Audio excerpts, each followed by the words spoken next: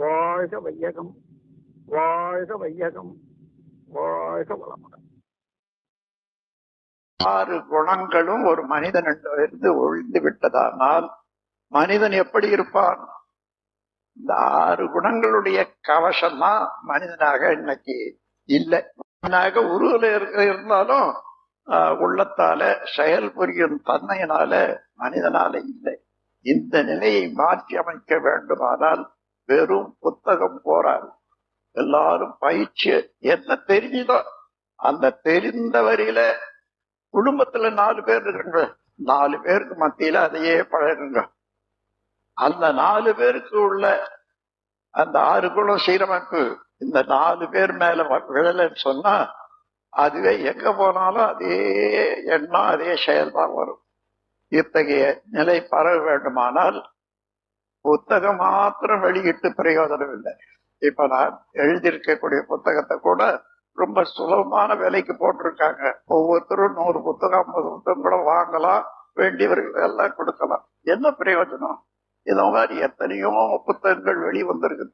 இனிமே பயிற்சி செய்ய வேண்டியவர்கள் நன்றாக பயிற்சி செய்து பயிற்சியினால பெற்ற பலன்படி வாழ்ந்து காட்டி அது குடும்பத்தையோ தன் வரைக்குமோ வாழ்ந்து காட்டி அதுல உள்ள பலன்களை அறிந்தார்களே ஆனால் உலகத்துல அதுதான் பயன் பெறும். நண்பர்களே, மனிதன் பேசிக்கொண்டே இருந்து பிரயோஜனம் இல்லை, கேட்டுக்கொண்டே இருந்து பிரயோஜனம் இல்லை.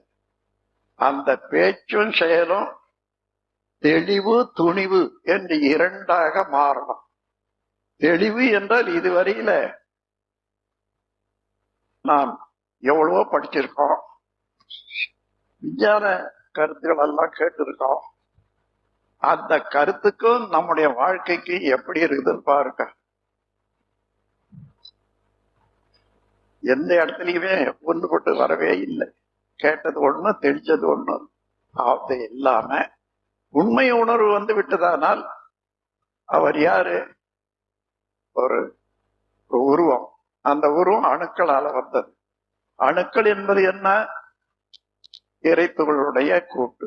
இறைத்துகள் என்பது இறைநிலையனுடைய நுண்பகுதி. அப்ப நான் யார பார்க்கிறேன்?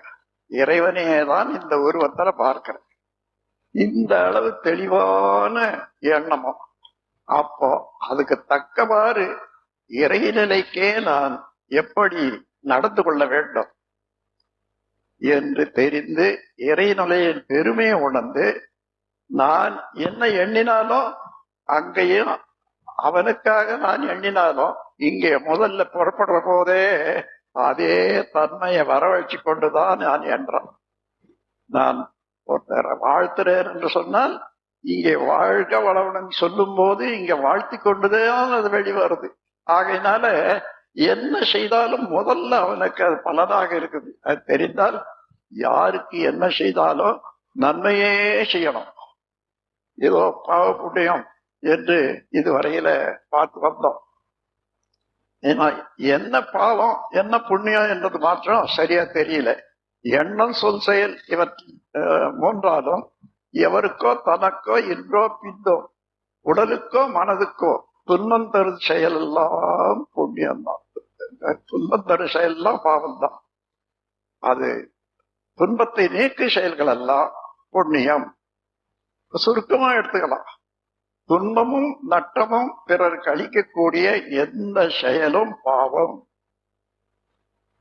துன்பத்தில இருந்து நீக்குவதும் மகிழ்ச்சியும் வாழ்க்கை வளம் தருவதும் புண்ணியம். இதுக்கு மேல புண்ணிய பாவம் வேண்டாம். ஏன்னா மனித குலம் இன்னைக்கு மயக்கத்துல இருக்குது.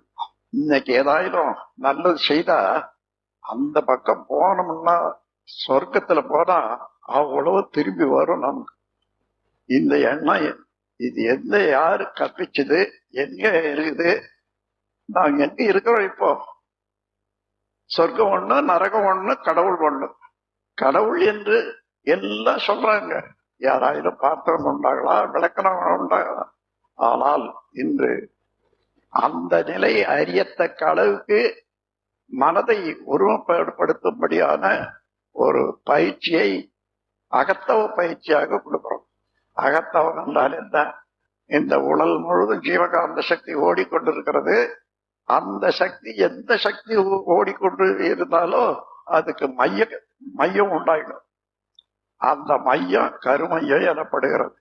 அந்த கருமையம் எத்தனையோ காலமா தொடர்ந்து இயங்கி கொண்டு வருகிறது. சிற்றியில் இருந்து எல்லா உயிரிலும் இருந்து பெற்ற அத்தனை அனுபவமும் ஒரு மனிதன் இருந்து இப்போ அவ்வளவு அனுபவம். ஏன்னா உடல் போச்சு, உள்ளம் மாறல.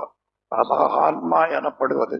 அந்த ஆன்மாவை எவ்வளவு தூய்மையாக நாம் வைத்துக் கொள்றோமோ அந்த தூய்மையோடு இருக்க வேண்டுமானால் நல்லதே செய்யணும், நல்லதே நினைக்கணும். யாருக்கும், எனக்கு மாத்திரமல்ல, பிறருக்காக நல்ல செய்யணும்னா நம்ம கெடுத்துக்கணும்ன்றது அர்த்தம் இல்லை. நம்ம கெடுத்துக்கிட்ட பிறகு எப்படி இல்லைன்னா நல்லா செய்ய முடியும்? ஆகையினால தன்னலத்துக்காக தன்னை ஒழுங்காக வைத்துக் கொள்வதே பிறர் நலம்தான். அந்த உணர்வும் எல்லாரும் இருந்து தன்னை அழித்துக் கொள்ளாத தன்னை வளர்த்து கொண்டே மற்றவர்களையும் வாழ வைக்க வேண்டும் என்றதுக்கு மனவளக்கலை மனதாலேயும் உடலாலேயும் இன்னும் மற்ற செயல்களாலேயும் எப்படி வாழ வேண்டும் என்று வழிகாட்டக்கூடிய அளவுக்கு சுருக்கமாக எழுதப்பட்ட நூல் தான் மனவளக்கலை என்ற ஒரு தெளிவு. இதை உங்களுக்கு வேண்டியவர்களுக்கெல்லாம் நீங்க ஏதோ ஒரு தர்மம் கொடுக்கணும்னா, இனம் கொடுக்கணும்னா ஒரு சின்ன புத்தகம் ஒண்ணு கொடுத்துருந்தோம். எல்லாரும் ஒரு 50 புத்தகம் 40 புத்தகம் வாங்கலாம். அந்த அளவுக்கு விலையை இதை போல விலை குறைந்த விலையில எந்த இடத்துலயும் உங்களுக்கு புத்தகம் கிடைக்காது. ஆகையினால அதையெல்லாம் உணர்ந்து பார்த்தீங்கன்னா நீங்க எவ்வளவு நீங்களா செய்யணும்னாலும் கூட அந்த அளவுக்கு முடியாது. அந்த அளவுக்குல நம்முடைய தலைவர் அவர்கள் இந்த புத்தகங்களுக்கு விலை வச்சிருக்காங்க பாருங்க. ரொம்ப சுலபமான விலை, 50 ரூபான்னு வச்சிருந்தா அது என்ன பெருசா, 15 ரூபான்னு வச்சிருந்தா பெருசா. ஆகையினால இனிமே யாருக்காயிலும் ஏன்னா கொடுக்கணும்னு நினைச்சா 15 ரூபாயை கொடுத்தா அதுல என்ன பிரயோஜனம்? இந்த ஒரு புத்தகம் வாங்கி கொடுத்துருங்க. அத வாங்கி கொடுத்துக்கிட்டே இருந்தா அதுல ஒன்றும் பிரயோஜனம் இல்லை. வாங்கி படித்து அதன்படி நடந்து அந்த பயனோட நீங்க வாங்கி கொடுத்தாதான் அது பயன் பெறும். யாருக்காயிலும் ஒன்று சொல்லணும்னு சொன்னா அந்த சொல்லுக்கு உரியவன் அந்த செயல்ல மறவாத இருக்கணும். சிறந்த வெறுத்தல் என்னது படிக்கிறோம். என்னையா சிறந்த வெறுத்தல் படிச்சீங்களா? படிச்சங்க. எங்க எத்தனை தடவை படிச்சீங்க? 2 தடவை படிச்சேன். ஆனா சரியா படிச்சீங்களா? என்னையா இது? நான் ஒரு தடவை சொல்றது தெரியல போச்சு. இத்தகைய முறையில் இருக்கக்கூடாது. எவ்வளவுதான் யார் எந்த இடத்துல நடந்தாலும் எதை உணர்ந்தோமோ அந்த உணர்ந்த நிலையிலிருந்து இறங்காது இருக்கக்கூடிய அளவுக்கு நம்ம பாதுகாத்து கொள்ள வேண்டியது அது அவசியம். இந்த நிலையில நீங்கள் எல்லாம் இன்று கூடியிருப்பது ஒரு நல்ல நோக்கத்தோடு உலகம் அமைதி பெற வேண்டும். ஏதான் நான் பேசிக்கிட்டு இருக்கேன், அந்த பேச்சு உங்களுக்கு நல்லா பிடிக்குதுன்னு நினைக்கிறேன். ஆனா அந்த பேச்சை நான் மாத்திரம் நிறைவேற்ற முடியுமா? முடியாது. எல்லாரும் சேர்ந்து ஆங்காங்கு கூடி பேசி உலக சமாதானம் ரொம்ப சிரமமே இல்லை, ரொம்ப சுலபமானது. நீங்க படிச்சு பார்க்க போறீங்க. உலக சமாதானம் ரொம்ப சுலபம்தான்.